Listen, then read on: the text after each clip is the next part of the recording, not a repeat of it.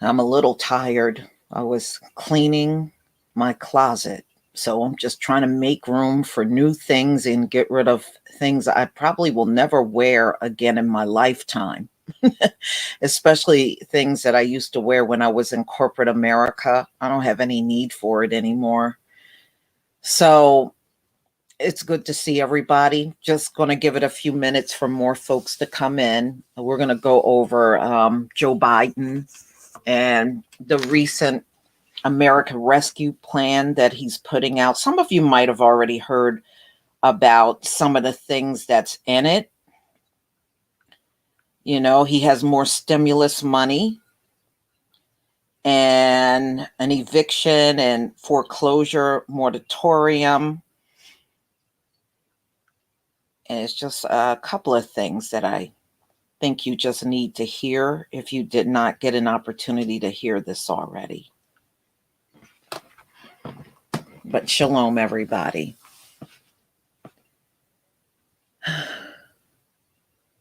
Wow. What a day. What a week. What a week.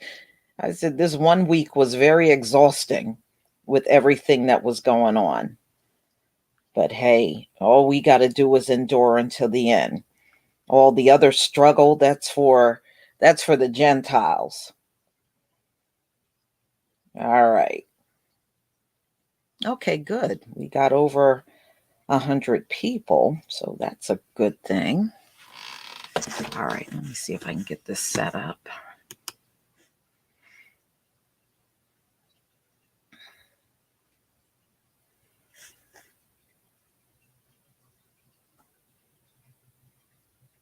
All right.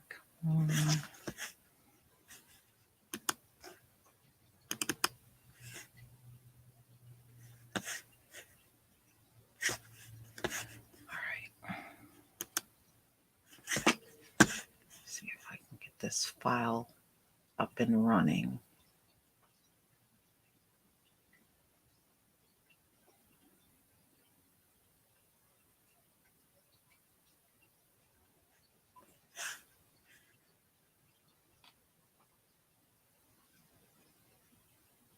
Oh, good. All right, it did pop up.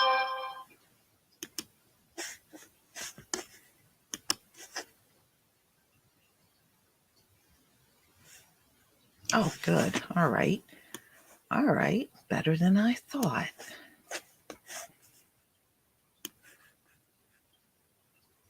right. So I'll put it like this. That way I can see y'all when I play it.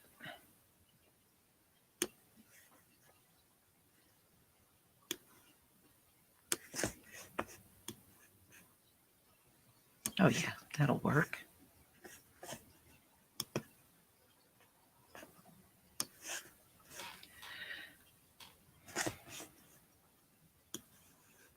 All right. Great. We got 145. I usually don't like to start until we have over 100. So I think this will work. All right. So what we will do is we'll listen to it and then go back and review, some of the points that he made. And I just really want to touch on some of the things that's going to impact all of us, opposed to some of the things that he's talking about for businesses. Now, if you have a business, then yes, it is worth you paying attention to some of the perks he's talking about. But if you're just a regular everyday person that may be on unemployment or you're gainfully employed right now, then there's other parts you want to listen to. All right, y'all. Let's go ahead and get started. Okay, please give me a 1 if you can see my screen.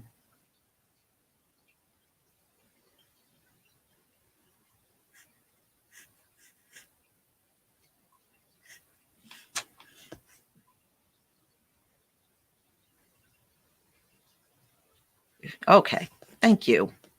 Thank you. I know y'all be responding, and I know there's a delay.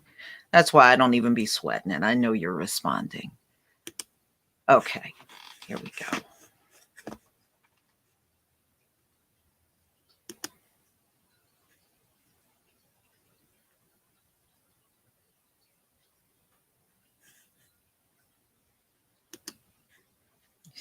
Move it along a little. Facing a All right, here we go.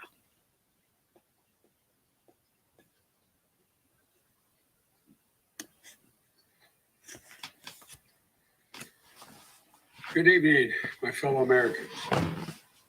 It's been 343 days since the virus that has ravaged our nation tragically claimed its first life. On February the 6th in 2020, Patricia Dowd took her last breath at home under the California sun in Santa Clara. She was 57 years old, a beloved wife, mother, daughter, sister. She never knew she had the virus at the time when most folks never heard about the virus. But just like that, she was gone. And almost exactly 1 year later, nearly 400,000 of our fellow Americans have met the same cruel fate. Countless families and friends left behind with unrelenting grief and guilt, anger and frustration. And the emptiness felt by the loss of life is compounded by the loss of our way of life. During this pandemic, millions of Americans, through no fault of their own, have lost the dignity and respect that comes with a job and a paycheck.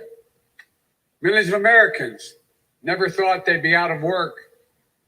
Many of them never even envisioned the idea, are facing eviction, waiting for hours in their cars to feed their families as they drive up to a food bank. Millions have kept their jobs, but have seen their hours and paychecks reduced, barely hanging on as well. That's happening today in the United States of America. Just as in the midst of the dark winter of this pandemic, as cases, hospitalizations, and deaths spike at record levels, there is real pain overwhelming the real economy. One where people rely on paychecks, not their investments, to pay for their bills and their meals and their children's needs. You won't see this pain if your scorecard is how things are going on Wall Street. But you will see it very clearly if you examine what the twin crises of a pandemic and this sinking economy have laid bare. The growing divide between those few people at the very top who are doing quite well in this economy and the rest of America. Just since this pandemic began, the wealth of the top 1% of the nation has grown roughly $1.5 trillion since the end of last year, 4 times the amount for the entire bottom 50% of American wage earners. Some 18 million Americans are still relying on unemployment insurance. Some 400,000 small businesses have permanently closed their doors. And it's not hard to see that we're in the middle of the once in several generations economic crisis with a once in several generations public health crisis. The crisis of deep human suffering is in plain sight. And there's no time to waste.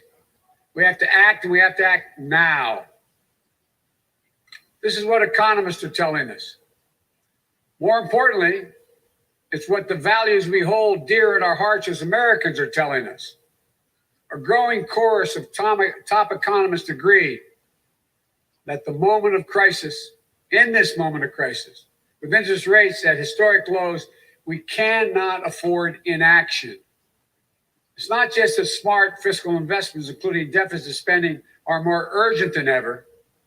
It's that the return on these investments in jobs, racial equity, will prevent long-term economic damage, and the benefits will surpass the cost. A growing number of top economists has shown even our debt situation will be more stable, not less stable, if we seize this moment with vision and purpose. And so tonight, I'd like to talk to you about our way forward, a 2-step plan of rescue and recovery, A two-step plan to build a bridge to the other side of the crisis we face to a better, stronger, more secure America.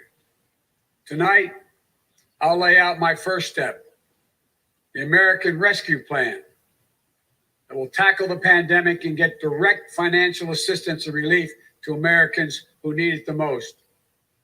Next month, my first appearance before a joint session of Congress, I will lay out my Build Back Better recovery plan. It will make historic investments in infrastructure, that Build Back Better plan. Infrastructure, manufacturing, innovation, research and development, and clean energy. Investments in a caregiving economy and skills and training needed by our workers to be able to compete and win in the global economy of the coming years. Moody's, an independent Wall Street firm, said my approach will create more than 18 million good-paying jobs. Our rescue and recovery plan is a path forward with both seriousness of purpose and a clear plan, with transparency and accountability, with a call for unity that is equally necessary. And unity is not some pie in the sky dream. It's a practical step to getting the things we have to get done as a country get done together.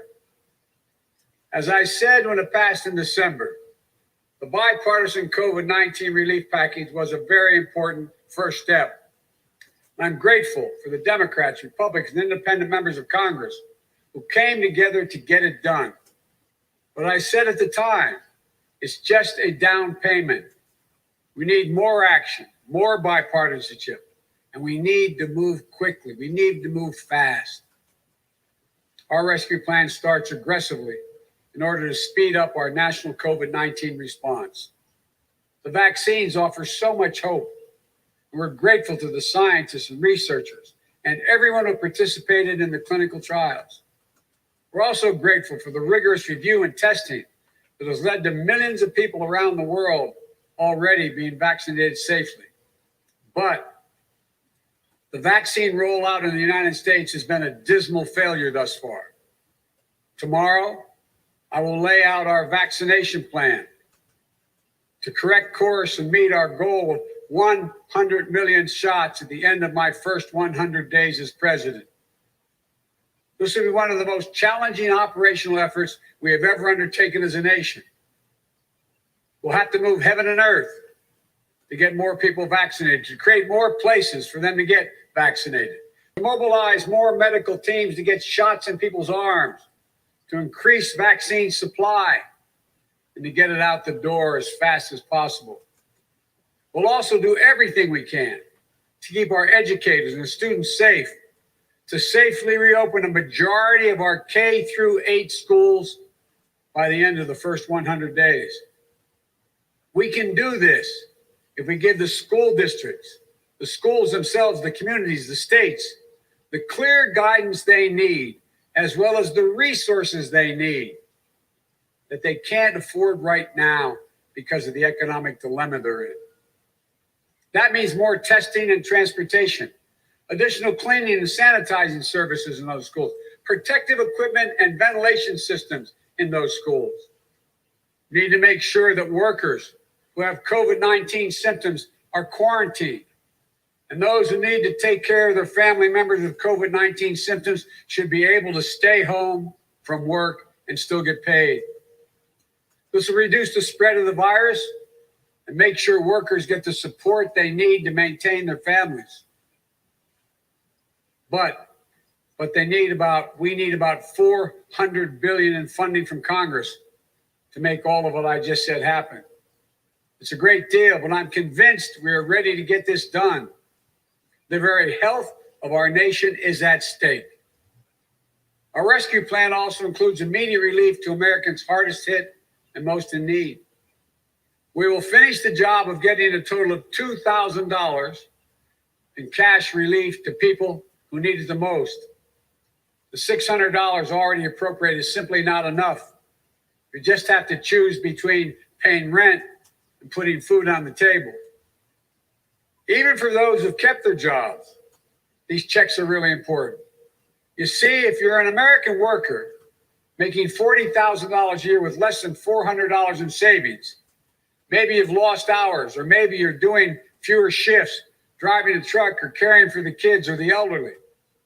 You're out there putting your life on the line to work during this pandemic and worried every week that you get sick, lose your job, or worse. $2,000 is going to go a long way to ease that pain. We'll also provide more peace of mind for struggling families by extending unemployment insurance beyond the end of March for millions of workers.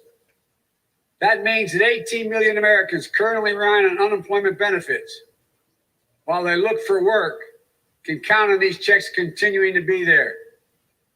Plus, there will be a $400 per week supplement so people can make ends meet. This gets money quickly into the pockets of millions of Americans who will spend it immediately on food and rent and other basic needs. As the economists tell us, that helps the whole economy grow. We'll also tackle the growing hunger crisis in America. As I speak, and the Vice President-elect has spoken to this many times, 1 in 7 households in America, more than 1 in 5 Black and Latino households in America, report they don't have enough food to eat. This includes 30 million adults and as many as 12 million children. It's wrong. It's tragic. It's unnecessary. It's unacceptable. So we're going to extend emergency nutritional assistance for 43 million children and their families enrolled in the SNAP program through the rest of this year. We'll help hard-hit restaurants prepare meals for the hungry, provide food for the families who need it.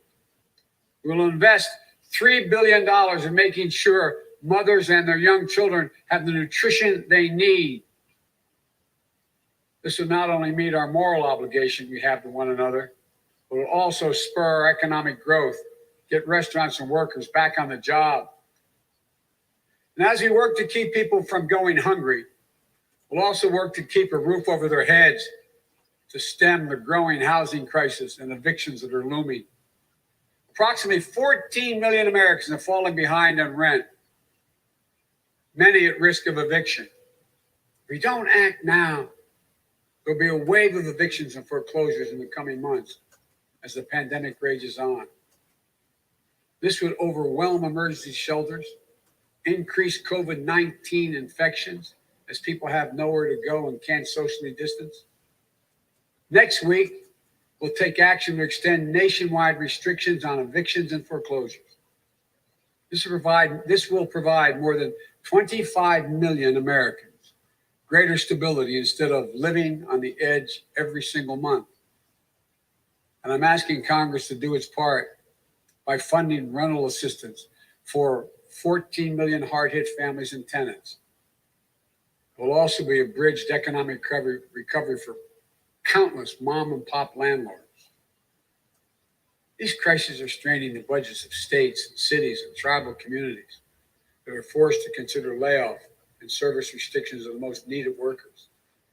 It means that people putting their lives at risk are the very people now at risk of losing their jobs. Police officers, firefighters, all first responders, nurses, educators. You know, over the last year alone, over 600,000 educators have lost their jobs in our cities and towns. Our rescue plan will provide emergency funding to keep these essential workers on the job and maintain essential services. We will ensure that vaccines are administered and schools can reopen. Vice President-elect Harris and I have been speaking with county officials, mayors, governors of both parties on a regular basis. We're ready to work with them, help them get the relief they need. Our rescue plan will also help small businesses that are the engines of our economic growth, our economy as a whole, the glue that holds communities together as well. But they're hurting badly. And you realize they account for nearly half of the entire total U.S. workforce. Our rescue plan will provide flexible grants to help those hardest hit small businesses survive the pandemic, and the low-cost capital that will help entrepreneurs of all backgrounds create and maintain jobs, plus provide the essential goods and services that communities depend upon. Last week, I laid out how we'll make sure that our emergency small business relief is distributed swiftly and equitably, unlike the first time around. We're going to focus on small businesses on Main Street. We'll focus on minority-owned small businesses, women-owned small businesses, and finally having equal access to the resources they need to reopen and to rebuild. And we will be responsible with taxpayers' dollars, ensuring accountability that reduces waste and fraud and abuse like we did in the Recovery Act that I administered in our administration. Direct cash payments, extended unemployment insurance, rent relief, food assistance, keeping essential frontline workers on the job, aid to small businesses. These are the key elements to the American Rescue Plan that would lift 12 million Americans out of poverty and cut child poverty in half. That's 5 million children lifted out of poverty if we move. Our plan will reduce poverty in the Black community by 1/3, reduce poverty in the Hispanic community by almost 40%. It includes much more, like an increase in the minimum wage to at least $15 an hour. People tell me that's going to be hard to pass. Florida just passed it. As divided as that state is, they just passed it. The rest of the country is ready to move as well. It should be a national minimum wage of $15 an hour. No one working 40 hours a week should live below the poverty line. That's what it means. If you work for less than $15 an hour and work 40 hours a week, you're living in poverty. It includes access to affordable childcare that will enable parents, particularly women, to get back to work. I look forward to working with members of Congress, both parties, to move quickly to get the American Rescue Plan to the American people. And then we can move with equal urgency and bipartisanship to my Build Back Better recovery plan that I will call for next month to generate even more economic growth. American manufacturing was the arsenal of democracy in World War II. It will be so again. Imagine a future made in America, all made in America, and all by Americans. We'll use taxpayers' dollars to rebuild America. We'll buy American products, supporting millions of American manufacturing jobs, enhancing our competitive strength in an increasingly competitive world. Imagine historic investments in research and development to sharpen America's innovative edge in markets where global leadership is up for grabs. Markets like the battery technology, artificial intelligence, biotechnology, clean energy. Imagine confronting the climate crisis with American jobs and ingenuity leading the world. It's time to stop talking about infrastructure and to finally start building an infrastructure so we can be more competitive. Millions of good paying jobs that put Americans to work rebuilding our roads, our bridges, our ports, to make them more climate resilient, to make them faster, cheaper, cleaner, to transport American-made goods across our country and around the world. That's how we compete.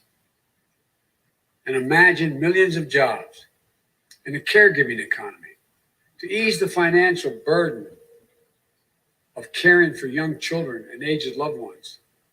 Let's make sure our caregivers, mostly women of color, immigrants, have the same pay and dignity that they deserve.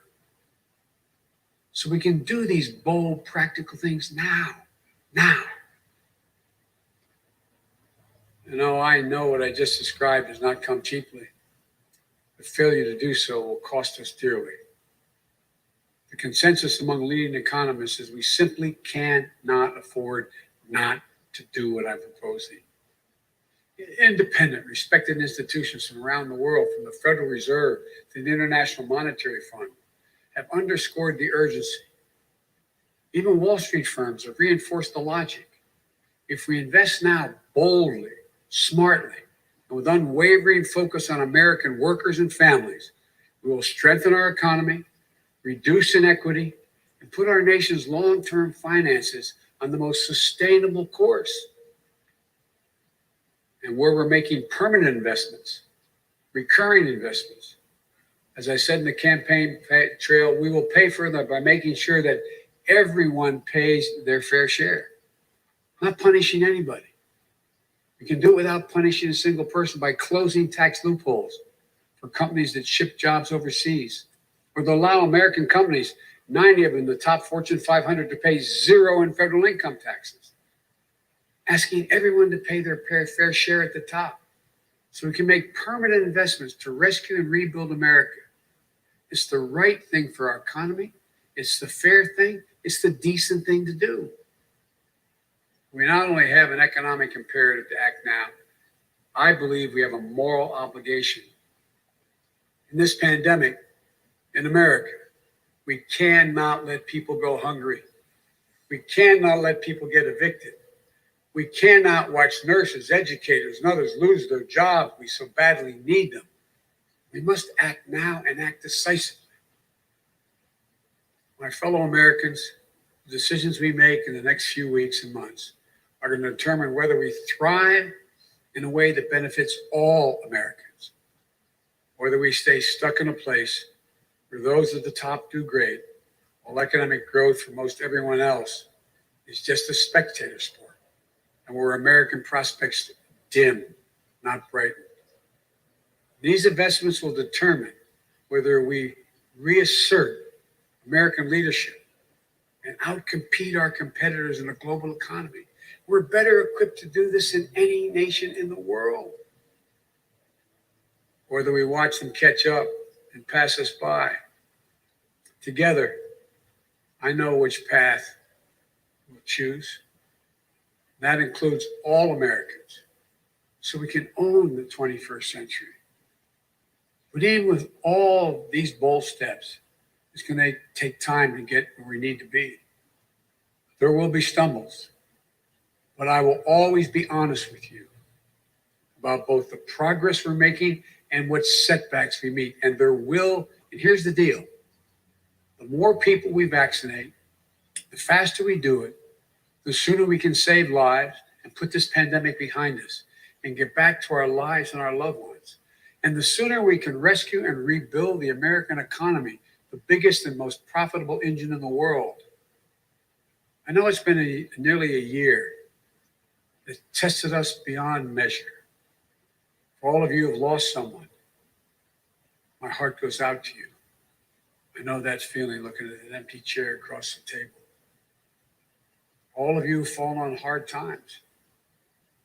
I know you can never get back what you lost. But as your president, I know that every day matters and every person matters. From the very first to the nearly 400,000 lost American souls and counting, to the millions of you just looking for a fighting chance in this economy, I promise you, we will not forget you. We understand what you're going through. We will never, ever give up. And we will come back. We'll come back together. We didn't get into all this overnight. We won't get out of it overnight. And we can't do it as a separated and divided nation. The only way we can do it is to come together as fellow Americans, as neighbors, as the United States of America. And when we do, there's nothing beyond our capacity. I've said this many times. When America acts as one, there's never been a single thing we've been unable to do, no matter how consequential the issue has been. Out of all the peril of this moment, I want you to know, I give you a word, I see the promise as well. We've seen clearly what we face now. And I remain so optimistic about America. As optimistic as I've ever been. We have everything we need, but the will must be demonstrated. So come Wednesday, we begin a new chapter. The Vice President-elect and I will do our best to meet all the expectations you have for the country and the expectations we have for it. I'm confident. I am truly confident. Together, we can get this done and come out better off than when we went into this crisis. God bless you all. May God protect our troops.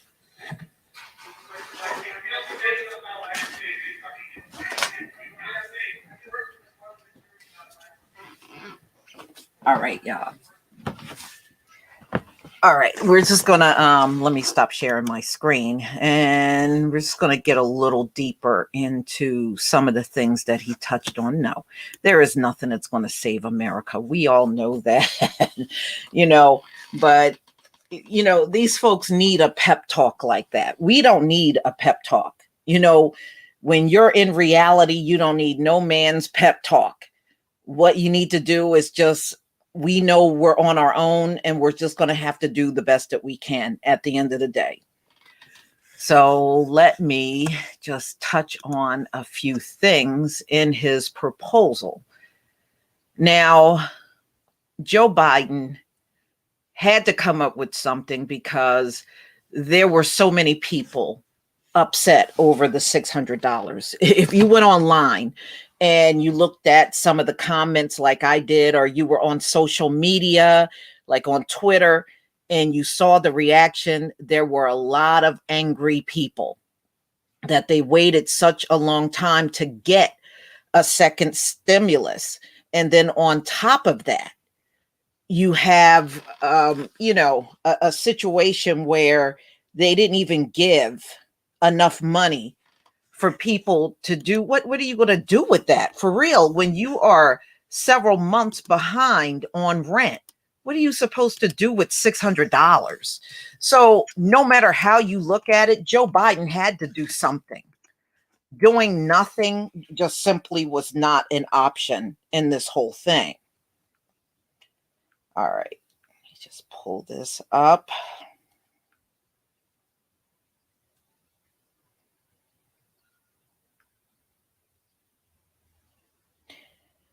And believe it or not, y'all, this time around, I think his plan may actually pass. And the reason why I think it will is because of everything that has happened in this country. And I think they don't want to upset the American people any further. So I do think Joe Biden's bill may actually pass, just to pacify the country, especially after the U.S. Capitol insurrection. So, and the Republicans know how bad it looks. They are looking to revive themselves because their party is badly divided. There's a lot of infighting going on. There are some people that are not happy about what they did, and they're not happy about the response and how poorly the Capitol Police did. So they're looking to do anything to try to turn themselves around at this point. So as you heard, Joe Biden is proposing a $1.9 trillion plan for the economic and pandemic crisis that's going on in the country. So, everybody, I would say most people, because everybody didn't even get the $600, got the $600. There is no additional $2,000. What he's doing is supplementing. So you already got the $600. So he's proposing giving everybody $1,400 in direct payment to make the grand total $2,000. And I agree with y'all. It should be ongoing. It should be ongoing. But we know it's not at all.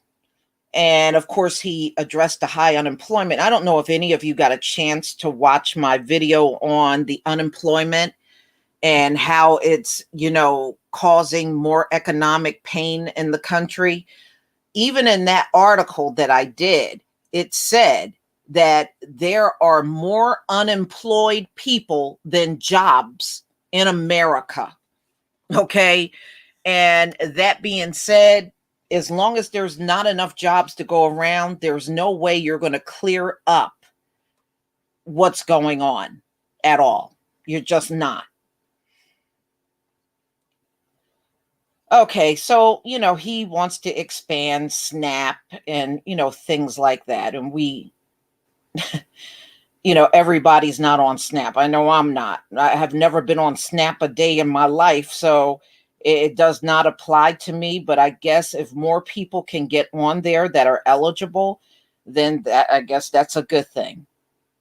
It's not like you do it the way you did in the past, because they can't have a whole bunch of people going up to the Department of Human Service or whatever, wherever you go in your state to apply. You can't do that now.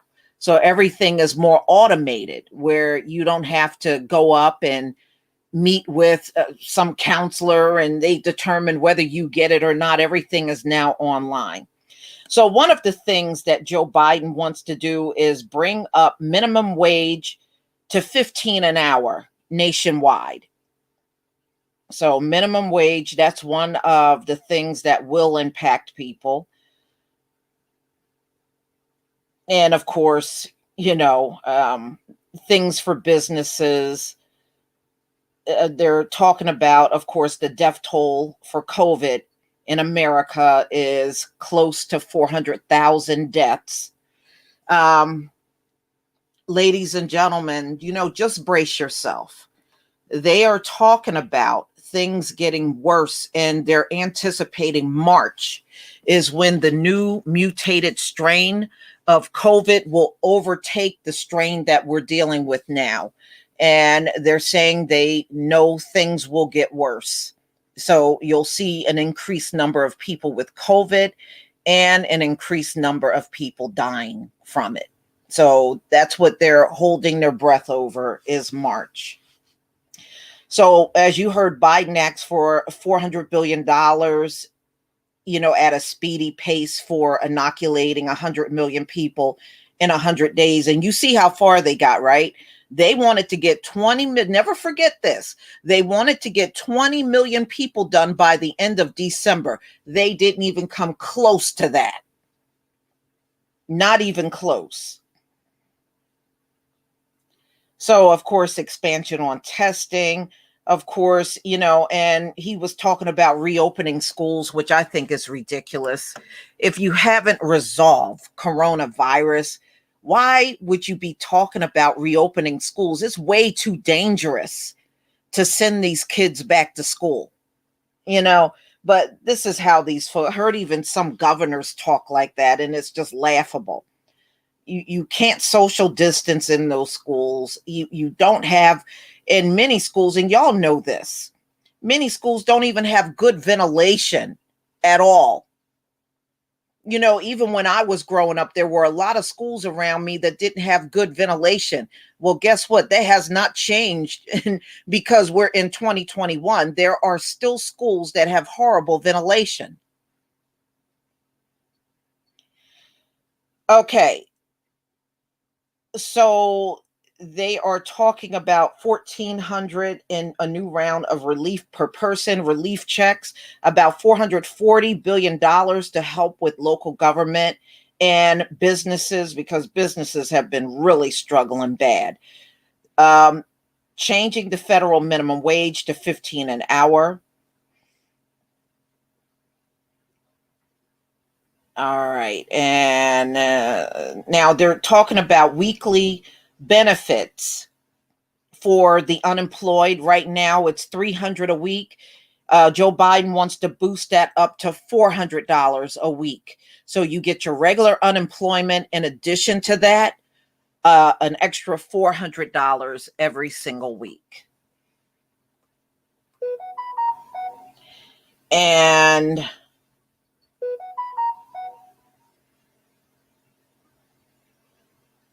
okay, paid sick leave for workers that make less than $73,000 a year, because out here, everybody don't have paid sick leave. So he's trying to get that change where everybody will, as long as you make less than 73,000, you'll have paid sick leave. Aid, food aid, and we talked about that. The 400 weekly supplement. All right.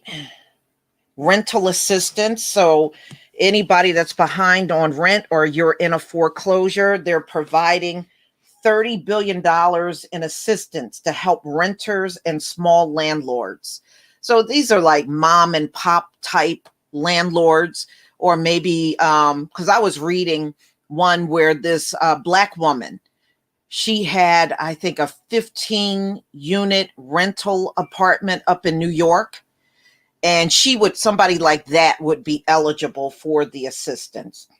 The eviction and foreclosure moratorium extended to September 2021. So anybody that's in a situation where you're about to get evicted, Joe Biden having his rescue plan, you'll be okay until September 2021.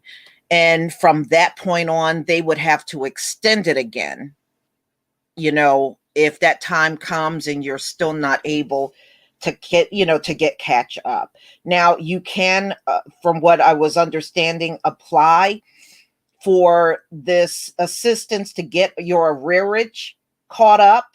So if you're behind several months, you definitely want to take advantage of that.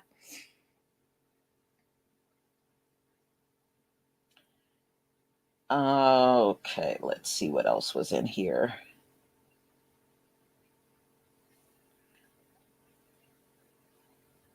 Okay, I think that's it. That's some of the key things that would impact us.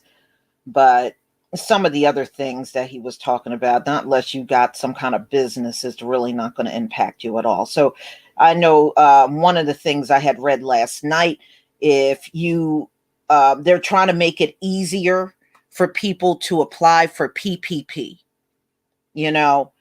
and if that's only if you have a small business, then that's relevant. No, I mean, look, Joel Ivy, the wages have never kept up with the cost of living. And that's the problem in America. If the wages, how you doing, Tareen? If the wages would have kept up with the cost of living, you wouldn't have so many people bad off right now. But what they do is they keep inflating the economy, and they kept everybody for way too long on the same salaries. The salaries should move right along with your economy, and they don't do that here. They'll keep you at the same damn, if it's up to them, you'll be at $7.50 minimum wage for the next 20 years. I mean, that's what they do. But then the cost of living and the cost to even rent an apartment just keeps going up, but they don't give you a better wage. And they have always been like that. Remember, America is a slave country. It's a slave country. Do you think the slave country want to pay you fairly?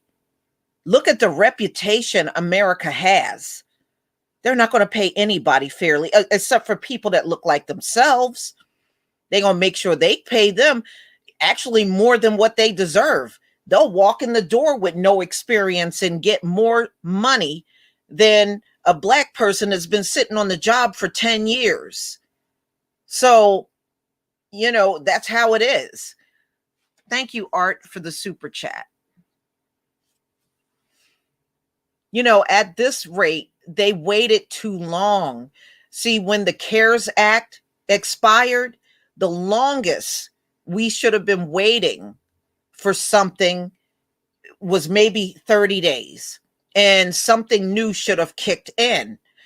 But that expired in July, and nothing else came to the people until December. That is a disgrace.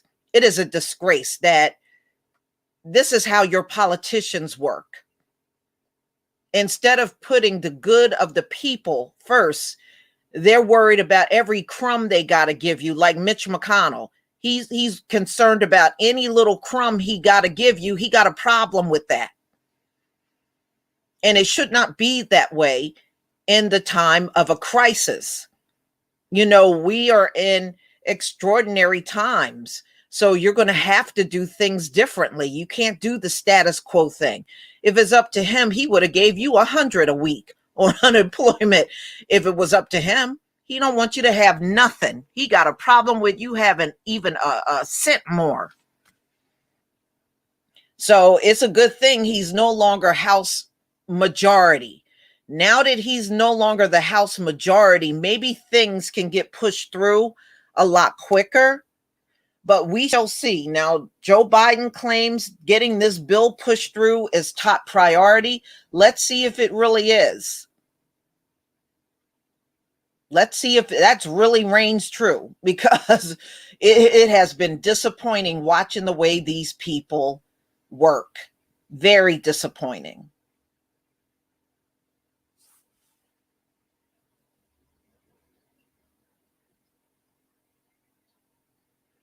Yeah, well, anybody that worked, let me tell you something. Anybody that worked for Donald Trump is going to have a hell of a time getting a job. I mean, that's a shame. That man got such a bad reputation. Anybody in that cabinet is now going to be looked upon as toxic.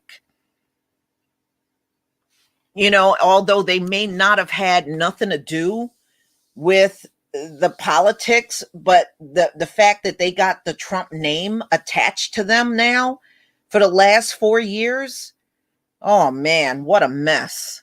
What a mess for them.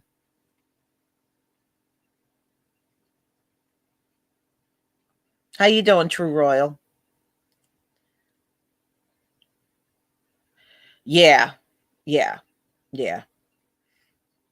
Now I heard that. That's the only thing they need to talk about, True Royal, is our reparations. And that's why I'm like, don't listen to these people when they tell you America's broke and can't give reparations. If that's the case, then where is Joe Biden coming up with this $1.9 trillion to help the economy? You would figure, reparations would be a huge boost to the economy. I mean, just overnight, that would give the economy a major boost. It wouldn't in my case, because I'll be looking for people outside of America to buy from. I'd really be trying to screw them over. I'd be looking for people outside of the country to buy from.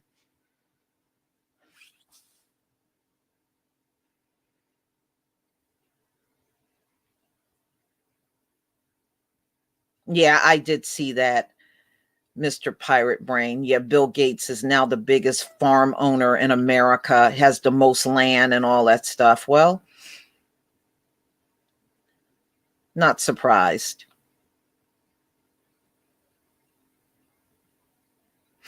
Yeah, Joe Biden is going to legalize these immigrants. But you know what?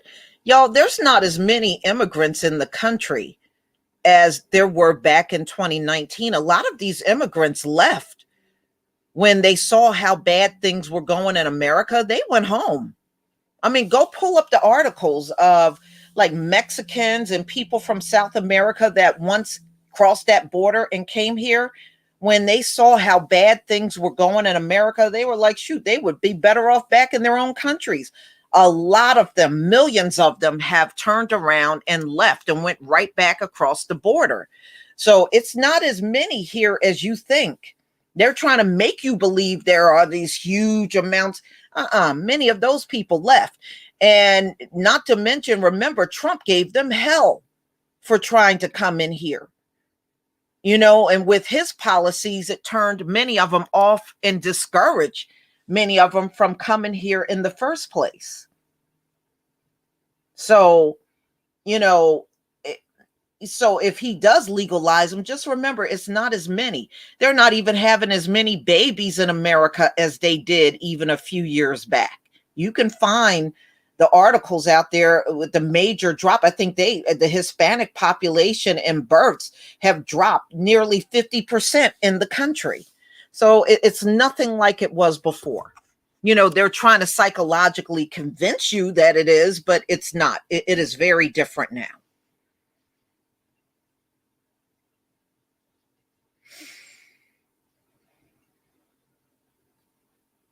Yeah. Everybody knows I'm on the East Coast. Sherry Maxey, thank you for the super sticker. And those of you that are in the northern plains in the country, you're more impacted by the polar vortex, and it's about to get very seriously cold in America. We dodged a bullet where I am. when the polar vortex came down, it did not cover my state. It covered Pennsylvania, the neighboring state, but it didn't cover us. So we kind of dodged a bullet on it, but it's about to get bad this coming week, especially for Northern Plains people. I was reading it may go down to -10 or even -20.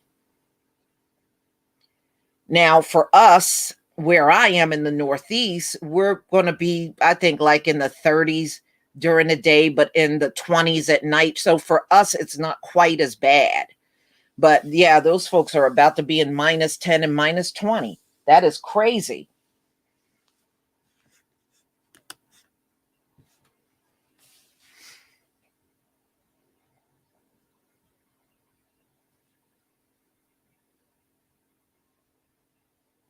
Yeah. Yeah, I know some of y'all been keeping up with the articles. They are keeping some of those guys that stormed the Capitol. They're not letting them get out on bail. That crazy one that had on the bullhorns, they said he got to stay in jail until his trial date. They're not letting him out. And the one that was sitting in Nancy Pelosi's office, they arrested him. Apparently, he got other things in his background. He got a criminal record prior to that. And they said they're not releasing him either. So there are a few that can't get out at all. And they are hunting and searching for, apparently there were some protesters that almost crushed a cop to death. He didn't die, but he was injured. And there's a manhunt for all of those people that were involved in trying to crush. They were trying to kill cops up there, but they're talking about us. Thank you, Gabe, for the super sticker. Thank you. And the ones that killed that cop, I think his last name was Sicknick, the one that murdered him, they said there is an active manhunt to locate all of those people that were involved. So they're finally getting around to that. But there's no telling where them people are now. They to me, they let way too much time go by. They may end up catching up to them, but it's going to take a while. So they are looking for those folks. But yeah, I mean, it is a mess no matter how you look at it. It is a mess. And I did see the National Guard troops all on alert, standing with their weapons out on the streets out there in DC. So it's been quiet so far, you know, and to me, that don't mean anything. So if they didn't come out on the 17th, believe me, those folks are coming out. Make no mistake about it. They are coming out. They might have chose a different day because so many people knew about the 17th. Thank you, Alfred, for the super chat.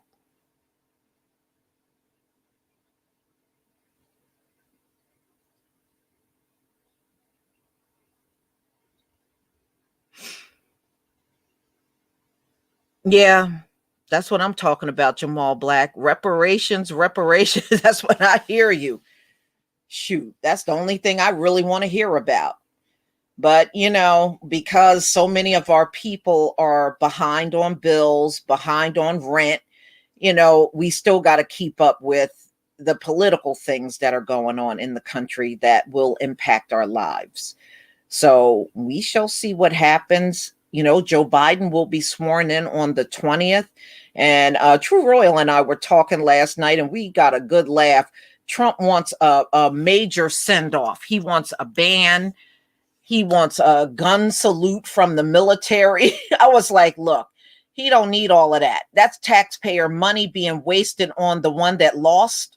He needs to just get on the helicopter, just like the Obamas, just like the Bush family, and get the hell out. That's the only thing he need to do. I don't think we need to do any more for Donald Trump. He needs to just get the hell up on the helicopter and leave. What the hell is all this stuff for the one that lost? Thank you, Art, for the super chat. Trump don't need, he already wasted enough money on that U.S. Capitol. The cleanup is costing a fortune. And, today I was watching a video and they showed the inside. Windows are still broken. Doors are still broken. They haven't even repaired the inside yet. So, I mean, look at all the money that's got to be wasted to fix up something that should have never been destroyed in the first place. But now spend more money on his ass? No, just leave. The hell is up with that? Just leave. He don't need to do nothing else.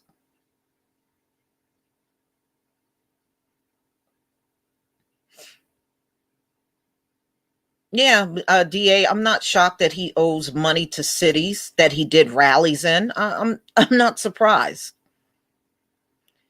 And after what happened, he shouldn't be allowed to do no more rallies anyway. What are you doing rallies for? Just to get people stirred up and angry all the time. And y'all, I want you to take notice. Thank you, Black Gods of Yah Media. I want y'all all to take notice. Look at how easy it was to influence a big crowd of white people to go up and destroy the U.S. Capitol. Look how easy it was for Hitler to influence an entire country to go after a group of people. These people are very gullible. There's no doubt about it. When they get in crowds, you can get them to do anything. You can. They just showed how gullible they are, but they have ran around for the greater amount of time screaming about high IQs. If you really had one, you should have been able to do your own thinking. But you let Trump do all the thinking and motivating for you. And look what he got you to do. He got y'all to run like a pack of wild animals in that Capitol, peeing and shitting all over the place like you would see animals do in a zoo. Look what he got you to do. Gullible people, very gullible. So I want to thank each and every one of you for coming out. Now you at least know, what Joe Biden intends on doing. And we know it's never going to be enough. I mean, y'all, it is just the way these people work. Whatever they give us, it is never, ever going to be enough. But at the end of the day, it is all about money. It is all about getting money circulated through this dead ass economy so they can feel like they can somewhat get this country back. But like anything else, it's going to fail, especially if you couple that with what they're anticipating on the COVID exploding starting in March. It is going to be very difficult for a lot of people to go out there. And number two, people are going to be afraid to go out if they see many folks around them falling sick. So even with the money, you still may have a hard time getting people out there if COVID goes as badly as they're telling us. That's what Dr. Robert Redfield said. We got maybe about another month before things go from bad to worse. We shall see. But everybody stay safe, stay strong, and just keep working on your immune system each and every day. So, there is one more thing I want to tell you. Every now and then, just kind of back off of the vitamins for a few days. Sometimes you got to let it go out of your system. And then when you start back up, the vitamins will actually work better. Now, this is the week of the 17th. I'm actually taking this entire week off from taking vitamins. I do 3 weeks and then I take 1 week off. This is my 1 week off. And just think about doing something like that, because you don't want to go on a steady stream of vitamins. You do want your body to take a break from it every now and then and just kind of detox from it and then start it back up again. And that way, when you start taking it again, it will actually work better. So everybody, please, thank you, Alfred, again for the super sticker. So everybody, please take care. And we can only do the best that we can. And may the Most High be with each and every one of you. Peace, family.